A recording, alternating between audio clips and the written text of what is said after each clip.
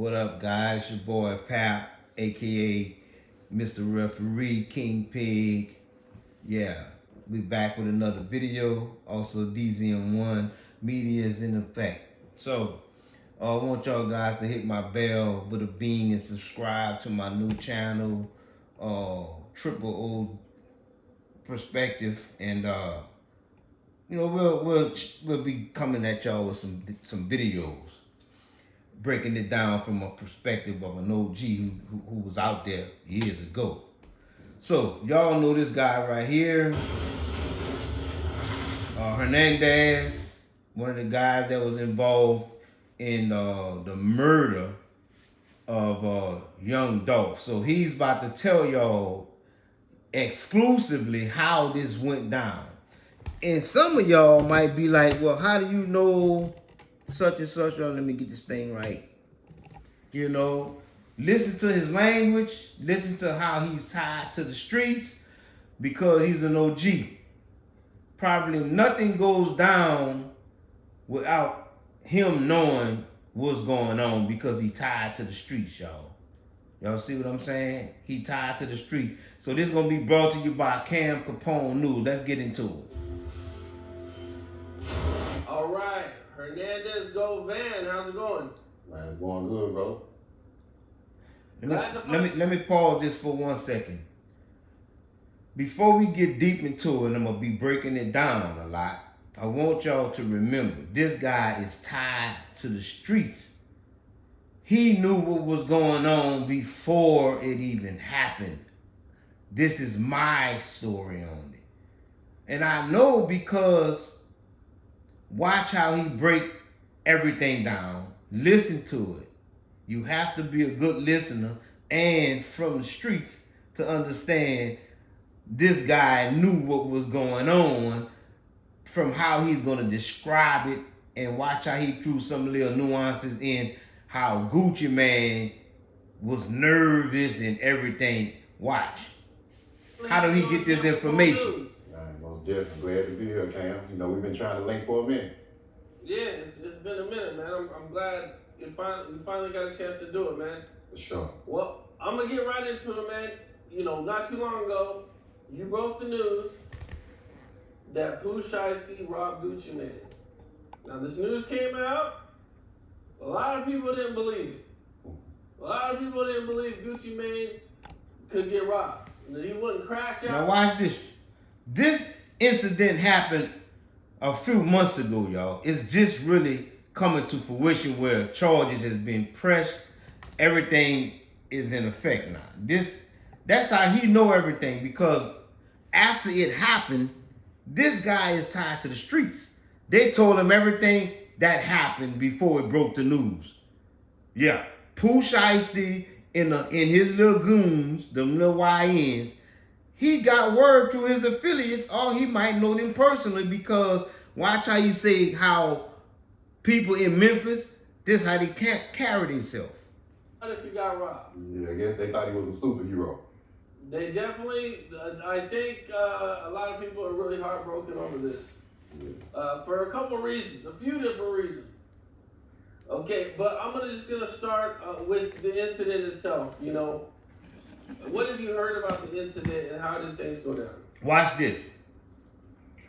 I just say it was more to it than Big Scar. Y'all listening? If you go back to my last video, I told y'all Big Scar was Pooh Shiesty's cousin. When Pooh Shiesty went to jail, Big Scar died, got killed or whatever. He died from something.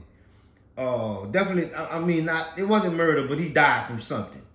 And Gucci Man did not help or render anything for his funeral services, other than I think he offered $20,000 and everything was like 60 grand. So that's the first thing that to the relationship with Pooh Shiesty and Gucci Man. Watch. It was some contract shit going on. You know, Atlantic just gave Shiesty $5 million for publishing deal, and so they was trying to do another deal on the side with some type of branding. And Gucci was Gucci was still involved in the deal, and Shiesty didn't want no parts of it. So Shiesty did not want Gucci a part of this, on side of him not helping his cousin when he was locked up. Pooh Shiesty did not want any affiliation amongst Gucci Mane anymore other than what they had in the past and the deals that he got on the table at that moment. Right? When he got the $5 million deal, like Pooh Shiesty didn't want to cut him in anything else, so check it out.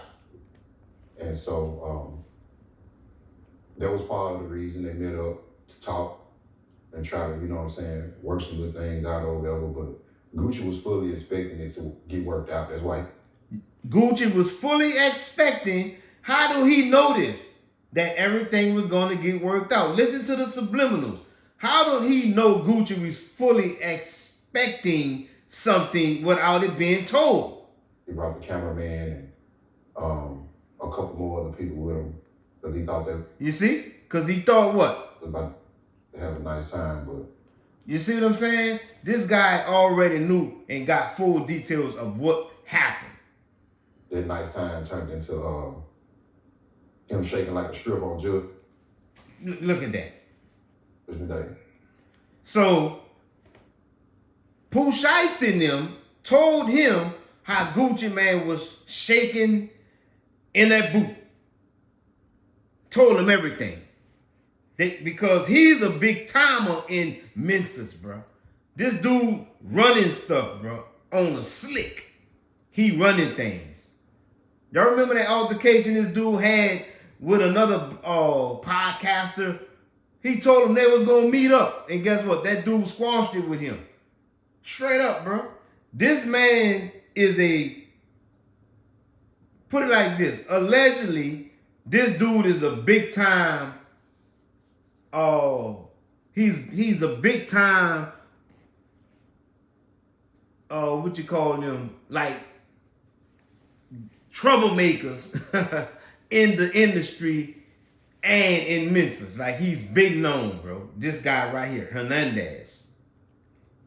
Yeah, so from what I understand, Pooh Shiesty asked him to kind of step away from everybody and go into the booth. Yeah, for sure.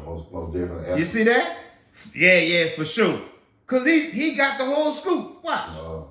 Pulled him to the side, pulled him away from the retired police officer, and get him out of his view over the hood.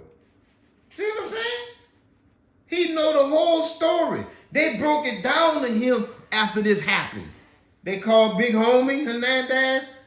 Man, you just like, you know what I'm saying? You know what I'm saying? This how it went, man. You already gave us the scoop. You know how it go. You know how bro, this guy is affiliated, bro. I'm telling y'all, this dude is nobody to play with in the street games of Memphis, bro. And once that happened, and, allegedly they went to work and do what Memphis. You see what he said? Allegedly, watch.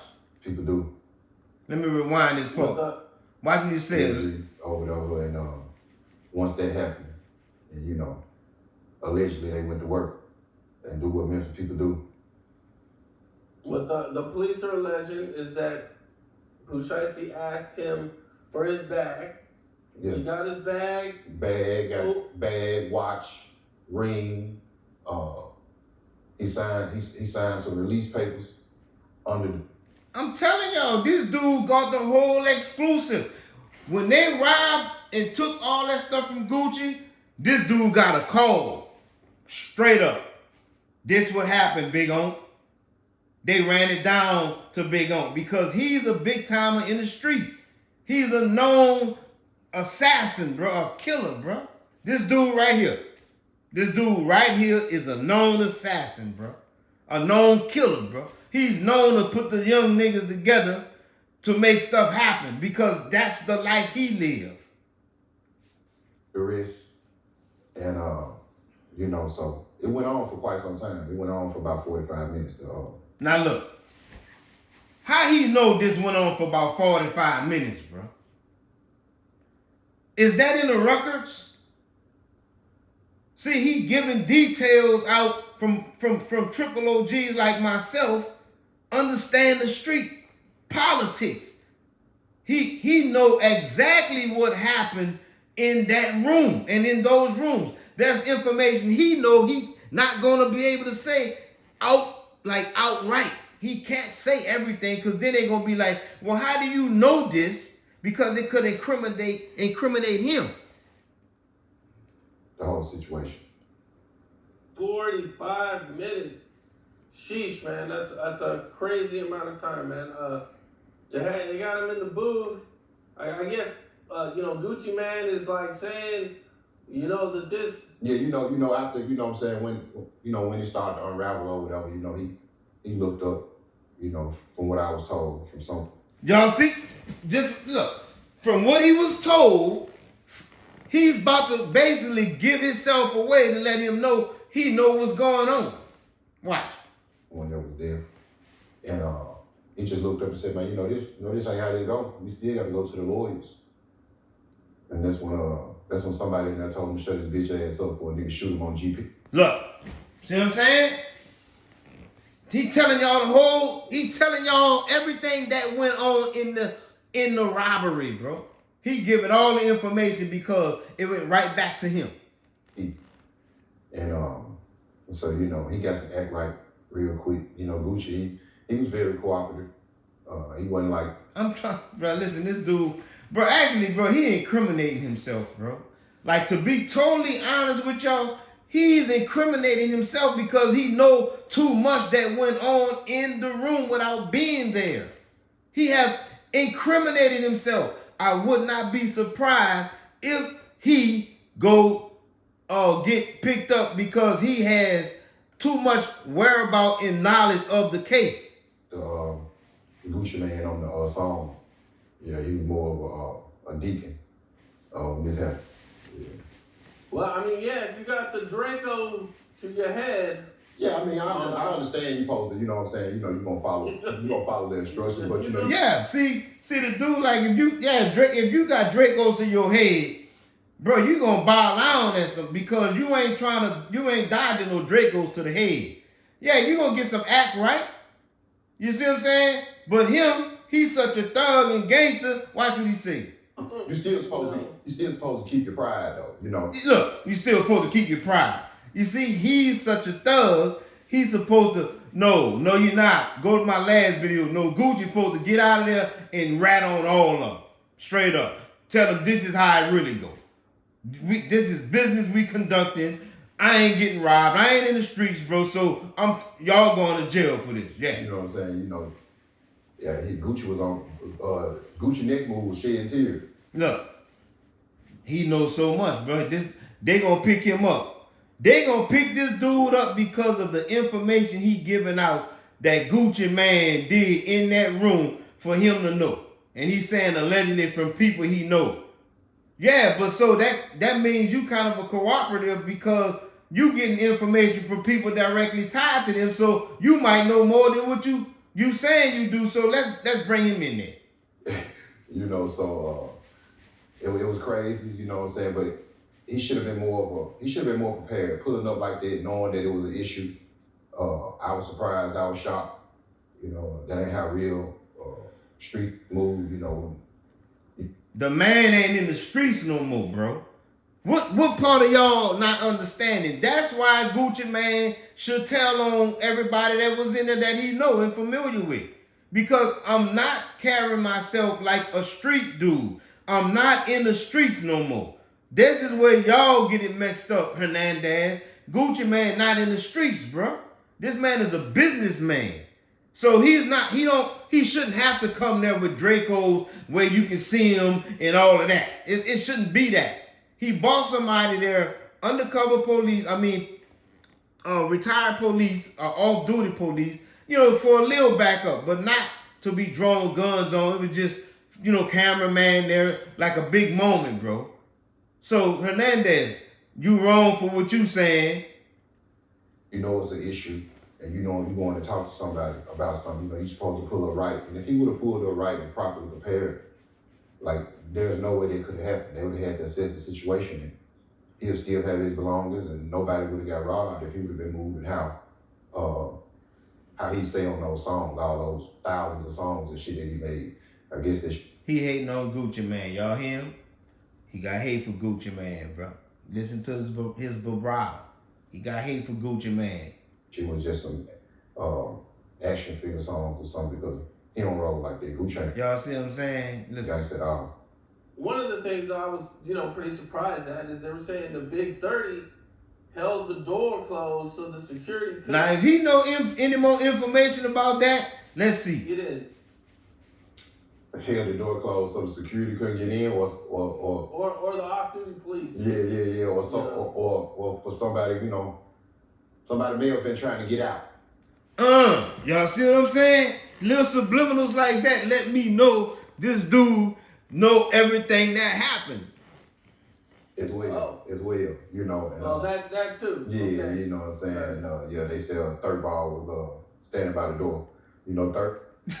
I'm telling this dude is a criminal. They're kind of big and wide.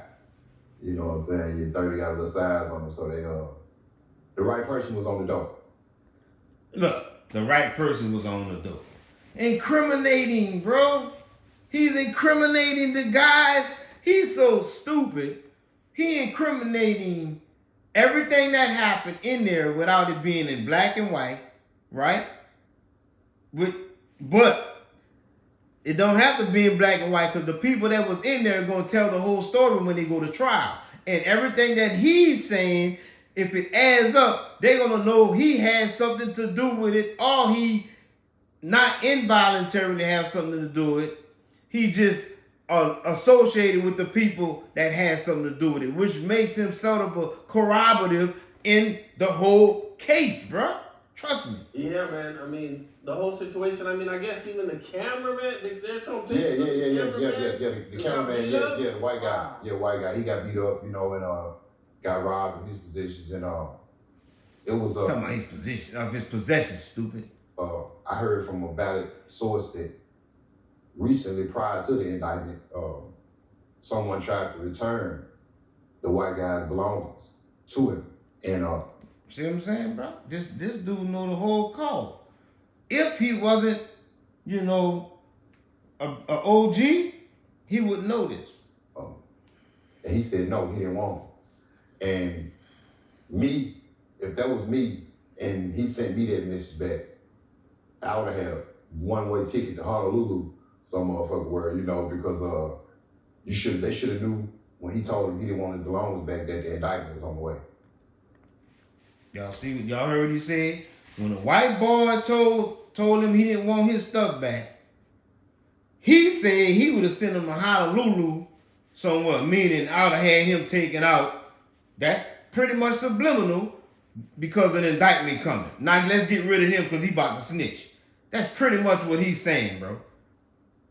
Yeah, you hearing it straight from the horse's mouth. Not the one that rides the horse, not the one that feeds the horse, but the horse's mouth himself.